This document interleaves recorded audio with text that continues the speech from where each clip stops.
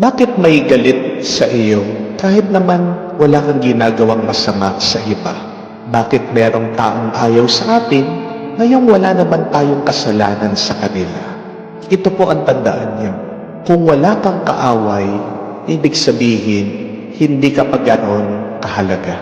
Kung walang natatakot sa iyo, ibig sabihin, hindi ka malakas at wala kang kapangyarihan.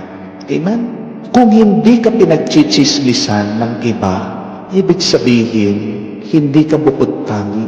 Kung pinagchichismisan ka, ang ibig sabihin, gwapo ka at maganda ka kaysa sa kanila. Kung may nagbabato sa iyo, ibig sabihin, mabunga ang buhay mo. Kung may nagsasamantala sa iyo, ibig sabihin, may kayamanan ka.